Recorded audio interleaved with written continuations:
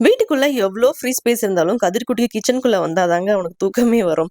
Kitchen gate போட்டிருந்தாலுமே கொஞ்ச நேரம் வந்து தொறந்து விடுவேன். உள்ள வந்து மூல முடுக்கு எல்லாம் கொஞ்சம் இந்த மாரி எக்ஸ்ப்ளோர் பண்ணிட்டு போவாரு. இல்லன்னா பயங்கரமா கத்த ஆரம்பிச்சுருவான். கதிர்குட்டிக்கு ஒரு 7 மந்த்ஸ் இருக்கும்போது ஸ்டார்ட் ஆச்சுங்க இந்த ஹேபிட்.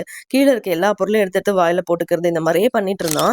இன்னும் அதிகமாயிட்டே தான் போகுது. இத கண்ட்ரோல் பண்றதுக்கு தான் மமாக்கா டாய்ஸ் அப்படின்ற Instagram பேஜ்ல இருந்து இந்த டீத்தர் காம்போ வாங்கியிருந்தேன். இத நான் சூஸ் பண்ணதுக்கு நெறைய காரணம் இருக்குங்க. ஃபர்ஸ்ட் ஒன் பார்த்தீங்கன்னா, இது 100% நேச்சுரல் அண்ட் சேஃப். அதே மாதிரி லைட் வெயிட், அப்புறமா ஈஸியா வந்து ஹோல்ட் பண்ணிக்குவாங்க. நான் டாக்ஸிக் ஃபினிஷ் இருக்குங்க.